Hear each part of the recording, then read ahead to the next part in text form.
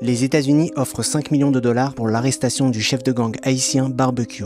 The State Department has designated a $5 million reward for information leading to the arrest and or conviction of Cherizier. L'haïtien Jimmy Cherizier, alias Barbecue, est accusé d'avoir tenté de transférer des fonds depuis les États-Unis vers Haïti pour financer les activités d'un gang. Visé par des sanctions du département américain au Trésor et des sanctions de l'ONU, chef de gang dont les membres sont accusés de meurtre, d'extorsion ou encore d'assassinat ciblé, qui est Barbecue?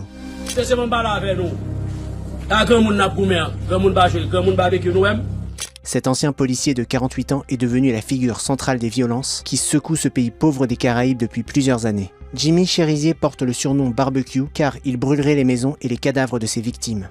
Il serait impliqué dans l'assassinat de plusieurs opposants politiques et de civils, menant à son licenciement de la police en 2019. En 2020, il devient chef de gang dans une commune proche de Port-au-Prince, puis organise une coalition sans précédent de 9 gangs armés, G9 et familles. Selon le site Inside Crime, la moitié des financements de son gang provenaient des autorités haïtiennes. Mais après l'assassinat de Jovenel Moïse en juillet 2021, il retourne ses armes contre l'État. En octobre 2022, Barbecue est le premier nom inscrit dans le nouveau régime de sanctions de l'ONU contre les gangs haïtiens. Il est interdit de voyager et ses avoirs sont gelés. G9 et famille s'est ensuite allié à ses principaux rivaux pour former un groupe connu sous le nom de Vivre Ensemble. C'est aujourd'hui un des gangs les plus puissants du pays et il contrôle désormais la majeure partie de la capitale. Début 2025, cette alliance de gangs s'est déclarée comme un parti politique. Rejetant toutes les accusations criminelles à son encontre, Barbecue ne se reconnaît pas comme un chef de gang, mais plutôt comme un défenseur des quartiers populaires.